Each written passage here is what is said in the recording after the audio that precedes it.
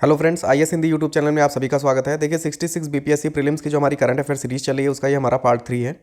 उम्मीद है आपको हमारी ये सीरीज़ अच्छी लग रही होगी। अगर आपको सीरीज़ अच्छी लग रही है तो लाइक बटन जरूर प्रेस करें और कमेंट सेक्शन में यस जरूर लिखें। इससे हम मोटिवेट होते हैं और रेगुलर वीडियो आपको देते रहेंगे। तो देखते हैं आज का हमारे क्या टॉपिक्स हैं। उससे पहले हम आपको बता देंगे कि ये वीडियो जो है हमारा ये इंटरेक्टिव सेशन है। इसमें क्या है कि आपको भी जो है एकदम एक्टिव रह के पढ़ना है और हम बीच बीच में आपको क्वेश्चन पूछेंगे जिसका आंसर आपको कमेंट बॉक्स में देना ज़रूरी है।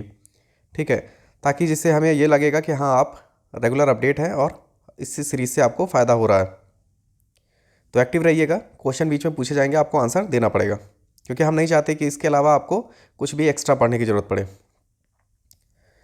देखिए, पहली आज की न्यूज़ है मिलिट्री बैलेंस 2020 रिपोर्ट। ठीक है, ये रिपोर्ट क्यों तैयार की गई है? तो देखिए, जो सब देश होते हैं ये अपने रक्षा व्यय पर जो खर्च करते हैं, ठीक है, उन्हीं को सूचीबद्ध करके ये रिपोर्ट बनाई गई है। मतलब कौन सा देश है कितना पैसा खर्च करता है तो उसको सूचीबद्ध करके ये रिपोर्ट बनाई गई है। तो इसी को कहते हैं मिलिट्री बैलेंस रिपोर्ट 2020। कौन तैयार करता है? International institute for strategic studies, ठीक है, द्वारा मिलिट्री बैलेंस रिपोर्ट 2020 इस रिपोर्ट तैयार की गई है। हमारे लिए इसमें क्या क्या इंपॉर्टेंट है? पहला कि कौन से देश है जो सबसे ज़्यादा पैसा खर्च करता है रक्षा पर, तो वो है यूएसए। भारत का कौन सा स्थान है? तो भारत का 5वां स्थान है। तो ये दोनों बहुत इंपॉर्टेंट है।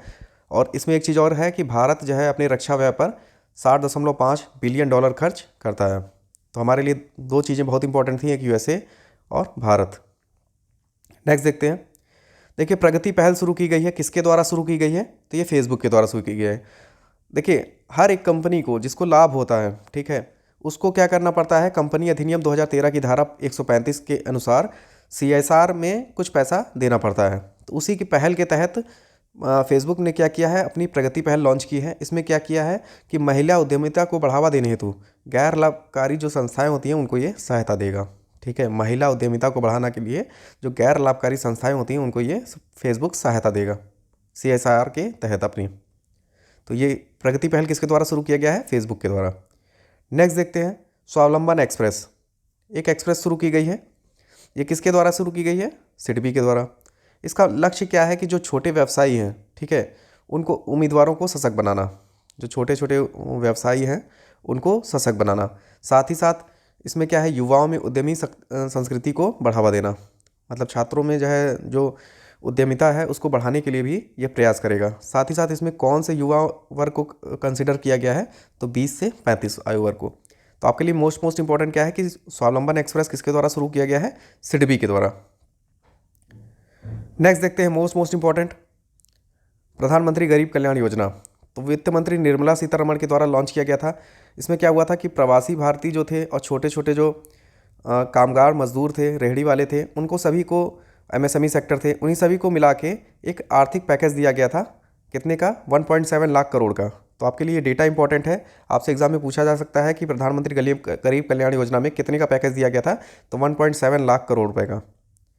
ठीक है, नेक्स्ट कुछ डेटा और है, इसमें देख लेते हैं। कोविड-19 से लड़ने के लिए प्रत्येक स्वास्थ्य कर्मी को बीमा योजना के तहत 50 लाख का बीमा दिया गया है। 80 करोड़ गरीबों को अगले 3 माह तक हर माह 5 किलो गेहूं या चावल व पसंद की 1 किलो दाल मुफ्त में दी जाएगी। नेक्स्ट है 20.40 करोड़ महिला जनधन खातों को हर महिला के खाते में 500 रुपये दिया गया है। और ये आपके लिए मोस्ट इंपॉर्टेंट है कि मनरेगा के तहत जो मजदूरी है वो बढ़ा के 182 से 202 कर दी गई है। तो आपसे दो चीज़ पूछी जा सकती है कि एक राहत पैकेज कितने का दिया गया है, दूसरा मनरेगा में मजदूरी जो बढ़ाई गई है वो कितनी बढ़ाई गई है। नेक्स्ट है 3 करोड़ गरीब वरिष्ठ नागरिक हैं उनको 1,000 रुपये प्रति माह दी जाएगा। और वर्तमान पीएम किसान योजना के तहत अप्रैल सप्ताह में किसानों के खाते में 2-2 हज़ार रुपये दिया जाएगा। ठीक है, इससे 8.7 करोड़ किसान लाभान्वित होंगे। तो प्रधानमंत्री किसान गरीब कल्याण योजना में 2-3 चीज़ इंपॉर्टेंट थी, 1.7 और जो मनरेगा मजदूरी बढ़ रही है 202 से 182 से 202, सॉरी। नेक्स्ट है वर्ल्ड एनिमल प्रोडक्शन द्वारा पशु संरक्षण सूचकांक। इसमें क्या होता है कि जो देश होते हैं, सभी देश होते हैं जो अपनी पशु कल्याण नीतियाँ बनाते हैं और कानूनों बनाते हैं, उनकी समीक्षा की जाती है। ठीक है, वर्ल्ड एनिमल प्रोडक्शन द्वारा जो पशु संरक्षण सूचकांक है, इसमें सभी देशों की जो वो अपने देश में पशु कल्याण नीतियाँ बनाते हैं और पशु संबंधित कानून बनाते हैं, उसकी समीक्षा की जाती है। उसके बाद ये रैंकिंग तैयार की जाती है। इसमें देखें तो अगर रैंकिंग ए से सी तक दी जाती है ठीक है, रैंकिंग ए और सी से दी जाती है। और भारत की अगर हम रैंकिंग देखें तो भारत की स्पेन, मैक्सिको, फ्रांस और न्यूजीलैंड के समान सी श्रेणी में रखा गया है। ठीक है, तो याद रखिएगा भारत को किस में रखा गया है, सी श्रेणी में रखा गया है। नेक्स्ट देखते हैं, आगे देखते हैं। तो देखिए भारत की पहली सीएनजी है, सॉरी ये मिसप्रिंट है, सीएनजी बस सेवा, वाणिज्यिक सीएनजी बस सेवा शुरू की गई है। तो ये कहाँ की गई है, कोची में शुरू की गई है। तो याद रखिए ये पहली है और पर्यावरण पर अंकुश लगाने के लिए लगाई गई है। तो पर्यावरण से संबंधित सभी चीज़ें इंपॉर्टेंट हो जाती हैं। तो ये कोची में है। ठीक है, पहली भारत की पहली वाणिज्यिक सीएनजी बस सेवा कहाँ शुरू की गई है, कोची में शुरू की गई है। नेक्स्ट देखते हैं, देखिए सोलर रूफ टॉप प्लांट्स में प्रथम स्थान, सोलर रूफ टॉप में अगर हम रैंकिंग में देखें तो प्रथम स्थान किसको मिला है, गुजरात को। इनके इस राज्य में 64% सोलर रूफ टॉप पे कार्य किया गया है, तो आपके लिए इंपॉर्टेंट है। नेक्स्ट देखते हैं, देखिए ये हमारी जो पीडीएफ है ये आपको जो है हमारे टेलीग्राम चैनल पे मिल जाएगी। जिनको नहीं मिलती है वो व्हाट्सअप नंबर 8853733387 8853733387 पर मैसेज करेंगे। अगर आपको टेलीग्राम नहीं यूज़ करते हैं या टेलीग्राम यूज़ करने में दिक्कत आ रही है तो आप वहाँ पे मैसेज करेंगे तो आपको पीडीएफ वहाँ सेंड कर दी जाएगी। पीडीएफ के लिए एकदम निश्चिंत रहें। और जो टेलीग्राम यूज़ करते हैं वो सीधे लिंक पे क्लिक करके टेलीग्राम से जुड़िए। सारी पीडीएफ आगे अभी की आगे की सब वहीं पे आपको शेयर कर दी जाएगी। मोस्ट इंपॉर्टेंट टॉपिक है, भारत एवं संयुक्त राज्य अमेरिका के मध्य 2+2 वार्ता होती है। अमेरिका के साथ कोई भी वार्ता होती है वो बहुत इंपॉर्टेंट होती है बीपीएससी के एग्जाम के लिए या किसी भी एग्जाम के लिए। बीपीएससी पिछले साल भी क्वेश्चन पूछा था, इस बार भी ये क्वेश्चन आएगा ही आएगा। तो इसमें क्या है कि इसका आयोजन कहाँ होता है ये इंपॉर्टेंट हो जाता है।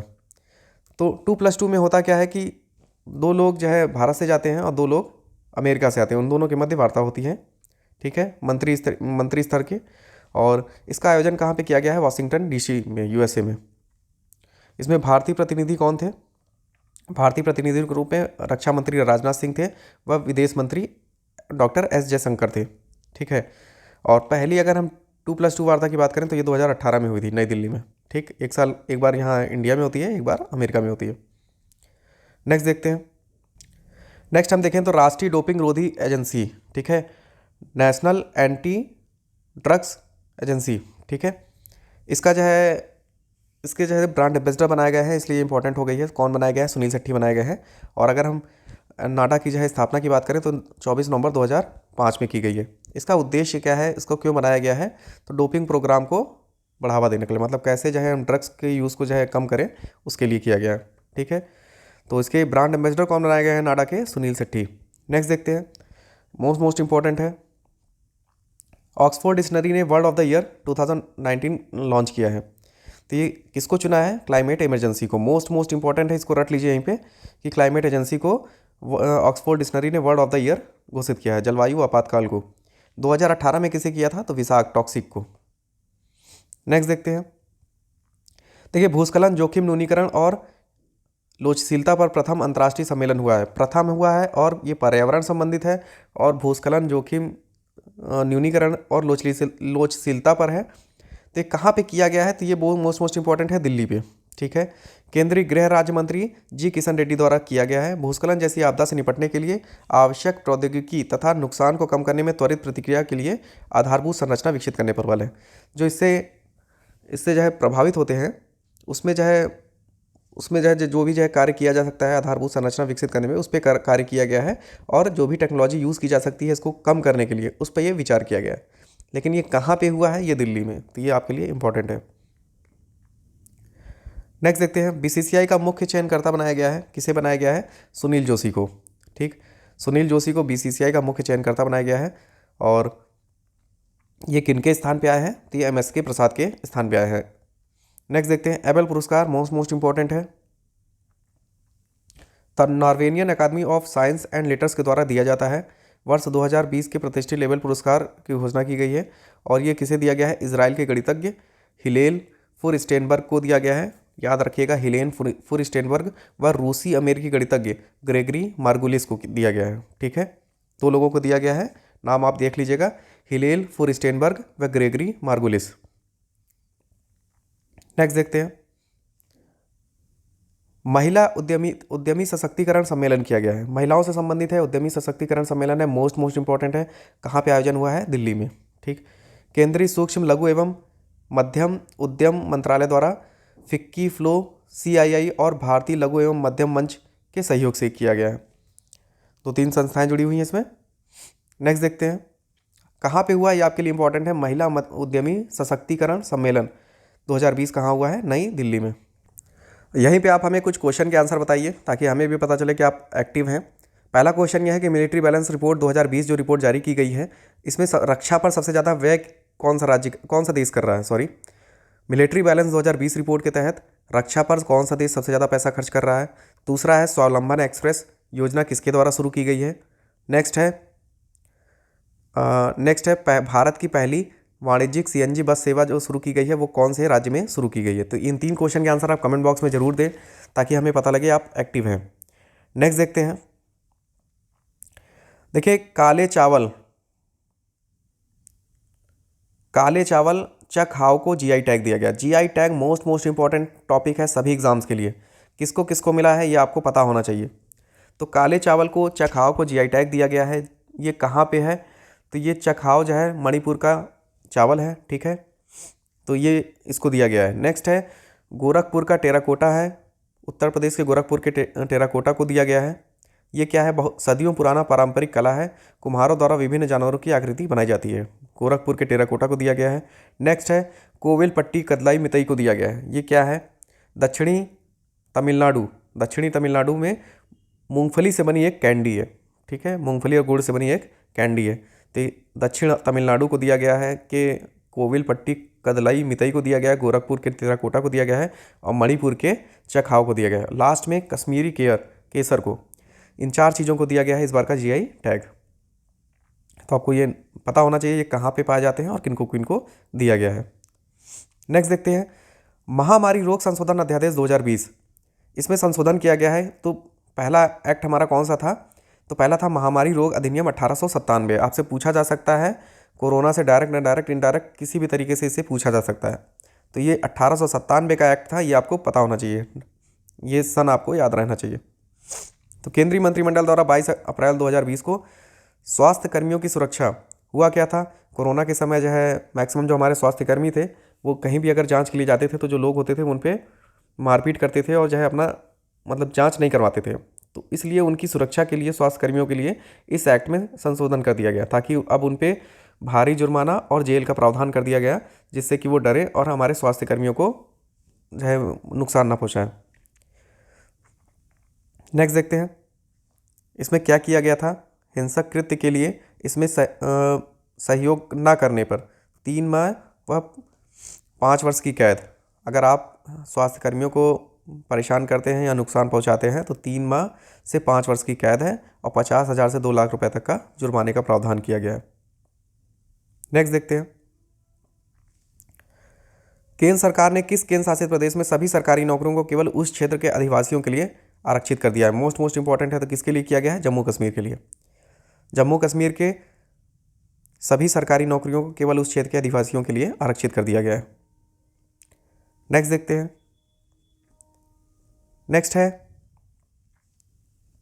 नॉर्वेजियन शरणार्थी परिषद द्वारा आंतरिक विस्थापन पर वैश्विक रिपोर्ट, ठीक है, ये माइग्रेशन पर जो है रिपोर्ट आई है।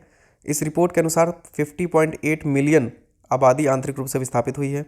नेक्स्ट है इसमें 45.7 मिलियन लोग संघर्ष और हिंसा के कारण 45.7 मिलियन लोग संघर्ष और हिंसा के कारण विस्थापित हुए हैं और 5.1 मिलियन लोग आपदा के कारण हुए हैं, ठीक है। हमारे लिए क्या ज़्यादा इंपॉर्टेंट है, हमारे लिए भारत से रिलेटेड जो डेटा है वो 2019 में आपदा के कारण विस्थापन में भारत व बांग्लादेश शीर्ष पर रहा। ये हमारे लिए मोस्ट इंपॉर्टेंट है कि अगर हम पहले तो रिपोर्ट का नाम याद रखिएगा, नॉर्वेजियन शरणार्थी परिषद द्वारा आंतरिक विस्थापन पर वैश्विक रिपोर्ट है। अगर 2019 का डेटा पूछा जाता है तो भारत और बांग्लादेश शीर्ष पर है, क्योंकि बीपीएससी में ई ऑप्शन है। तो यहाँ पे 2 नाम मेंशन किए गए हैं, आपको सारे ऑप्शन दे दिए जाएंगे, भारत, पाकिस्तान, बांग्लादेश और नेपाल। तो अगर वहाँ पे भारत भी रहेगा और बांग्लादेश भी रहेगा तो ये ई ऑप्शन बन जाएगा। इसीलिए इस तरह के टॉपिक हमारे लिए मोस्ट इंपॉर्टेंट हो जाते हैं। अब बीपीएससी के लिए भी आवश्यक रहता है आपको एलिमिनेट करने के लिए। तो 2019 में अगर हम आपदा के कारण विस्थापन में भारत व बांग्लादेश शीर्ष पर रहा है, जहां चक्रवात, बुलबुल व फेनी के कारण 5 मिलियन लोग विस्थापित हुए। तो हमारे लिए यही डेटा मोस्ट इंपॉर्टेंट है। नेक्स्ट है बाउंस बैक ऋण योजना। तो ब्रिटेन के वित्त मंत्री ऋषि सुनाक ने इस योजना की लॉन्च किया है।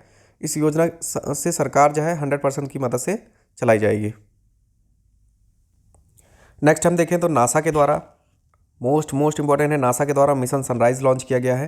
तो आपसे पूछ लिया जाएगा कि मिशन सनराइज क्या है या किसके द्वारा लॉन्च किया गया है, तो नासा के द्वारा किया गया है। क्यों किया गया है?